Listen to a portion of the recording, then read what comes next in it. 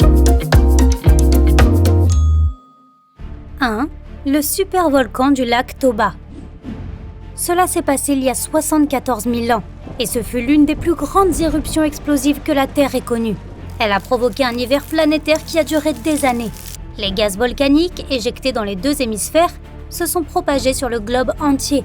De cette éruption est né le célèbre lac Toba, dont la superficie est de 1130 km². Le volcan Toba est toujours actif, et si une éruption similaire se reproduisait, elle affecterait directement l'Indonésie et la Malaisie. Mais le Toba pourrait aussi rejeter suffisamment de gaz pour perturber le climat du monde entier. Et comme la dernière fois, les températures baisseraient, la quantité de glace augmenterait et il y aurait beaucoup plus de neige. Les pays et les régions du nord-ouest de l'Australie jusqu'à l'Afrique de l'Est pourraient connaître des tsunamis. L'économie mondiale serait touchée, la flore peinerait plus que jamais et les voyageurs deviendraient impossibles. Si le volcan se réveillait, la seule solution serait une évacuation en masse.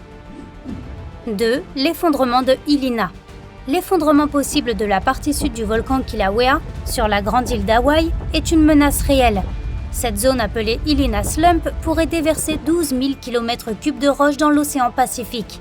La conséquence serait un méga tsunami pouvant atteindre la côte ouest de l'Amérique du Nord en quelques heures seulement. Il y a 120 000 ans, un effondrement similaire s'est produit près du Mauna Loa, à Hawaï. Il a provoqué un tsunami dont les vagues étaient aussi hautes que le gratte-ciel de Taipei, l'un des bâtiments les plus hauts du monde. En ce moment même, les pentes du volcan se dégradent plus rapidement que celles de toutes les autres îles océaniques du monde.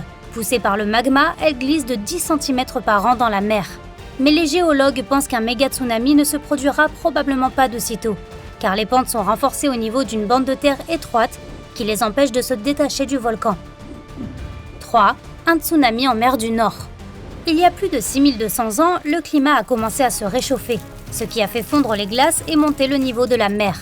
Du coup, les sédiments sous-marins en bordure de la Norvège sont devenus beaucoup plus lourds, et cela a provoqué l'effondrement d'un plateau côtier de 290 km de long.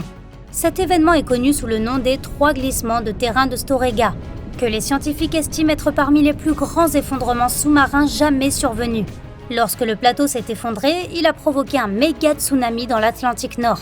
2 choses ont pu provoquer cet effondrement. La première, un éventuel tremblement de terre ayant engendré une expansion de la glace de feu. Il s'agit de dépôts de glace contenant des molécules de méthane qui apparaissent généralement au fond de la mer. Selon une deuxième hypothèse, la glace aurait, en fondant, transporté des billions de tonnes de matière solide jusqu'au bord du plateau côtier. Puis, un tremblement de terre aurait causé l'effondrement d'une grande partie du plancher océanique, qui se serait alors enfoncé plus profondément dans la mer. L'onde a été ressentie au-delà des côtes écossaises et s'est même étendue jusqu'au Groenland. Il en a résulté l'Ormenlange, un gisement de gaz naturel situé sur le plateau continental norvégien. Mais certains scientifiques pensent qu'un événement similaire ne pourrait se produire qu'après une nouvelle période glaciaire. D'autres que le risque d'un nouveau glissement de terrain est absolument négligeable. 4. La grande faille de Cascadia. Au fond de l'océan Pacifique, au large de la côte ouest de l'Amérique du Nord, se trouve une zone de subduction, c'est-à-dire un endroit où 2 plaques tectoniques se rencontrent et où l'une commence à se courber et à glisser sous l'autre. La faille de Cascadia s'étend du nord de la Californie à l'île de Vancouver. Ici, le plancher océanique s'enfonce sous la masse continentale nord-américaine. Le plancher se déplace d'environ 4 cm par an, mais sa partie supérieure étant immobilisée, la plaque nord-américaine se trouve maintenant comprimée. La pression continue à s'accumuler et elle doit être libérée. Cela pourrait se produire sous la forme d'un tremblement de terre de magnitude 9. La côte pourrait alors s'enfoncer de 2 mètres et se déplacer horizontalement. Après le séisme, le littoral pourrait être touché par un tsunami similaire à la vague qui a frappé le Japon en 2011. Les scientifiques ont calculé qu'au cours des 10 000 dernières années, la région a connu 41 grands tremblements de terre. La dernière secousse de magnitude 9 s'est produite en janvier 1700. Les experts estiment actuellement qu'il y a 37% de chances qu'une secousse de magnitude 7,1 se produise dans les 50 prochaines années. 5. La grande tempête solaire. Heureusement pour nous, l'une des pires éruptions solaires jamais enregistrées s'est produite alors que notre civilisation n'était pas vulnérable à la furie du soleil. On la nomme l'événement de Carrington. Elle s'est produite en septembre 1859, bien avant le développement de la technologie moderne. Une énorme vague de plasma et de champs magnétiques s'est abattue sur la propre couche magnétique protectrice de la Terre. Cela a produit une énorme tempête solaire. En conséquence, d'intenses aurores boréales ont illuminé le ciel. Mais à côté de ces jolies lumières, les puissants courants électriques qui accompagnaient l'orage ont eu des répercussions considérables. Les systèmes de communication télégraphique d'Europe et d'Amérique du Nord ont été coupés.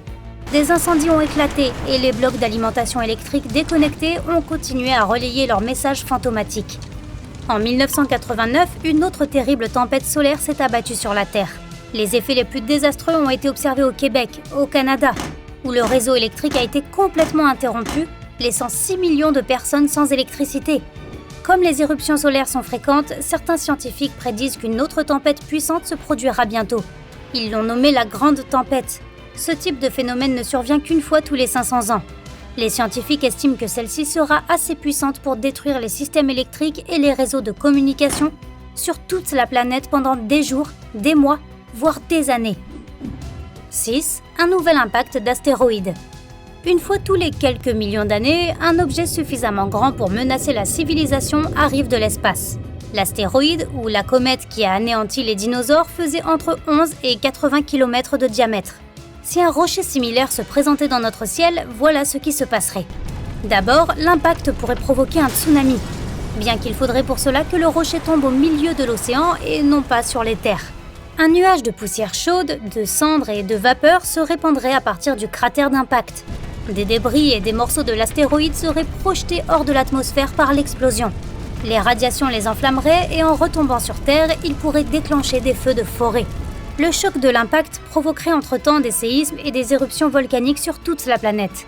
De la poussière et d'autres particules viendraient recouvrir la surface du globe pendant des années, créant un environnement inhospitalier dans lequel survivre serait extrêmement difficile. Pour se préparer à un tel scénario, certains scientifiques sont en train de concevoir un détecteur d'astéroïdes conceptuel.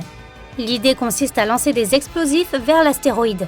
Ces explosifs détruiraient en partie la surface de l'astéroïde et, espérons-le, modifieraient son orbite. 7. Le volcan de Yellowstone. Situé sous le parc national de Yellowstone aux États-Unis, le supervolcan de Yellowstone est l'un des endroits les plus étroitement surveillés de la planète. Il a connu 3 super-éruptions au cours des 2 derniers millions d'années. La dernière s'est produite il y a 640 000 ans, je n'étais pas née à l'époque, et a créé un cratère géant de 3900 km². S'il entrait à nouveau en éruption, les conséquences pourraient être bien pires que celles du volcan Toba, car la plupart des cendres retomberaient sur Terre au lieu de se déposer dans la mer. La dernière éruption a répandu des cendres volcaniques sur tout le continent américain. La végétation pourrait disparaître et les animaux finiraient par respirer des substances toxiques. Le sol se mettrait à briller et les radiations se réfléchiraient dans l'atmosphère.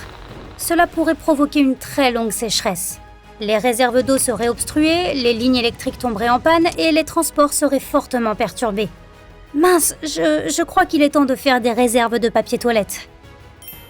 Si tu as appris quelque chose de nouveau aujourd'hui, alors mets un like à cette vidéo et partage-la avec un ami. Et voici d'autres vidéos que tu devrais apprécier. Il te suffit de cliquer à gauche ou à droite et de rester du côté sympa de la vie.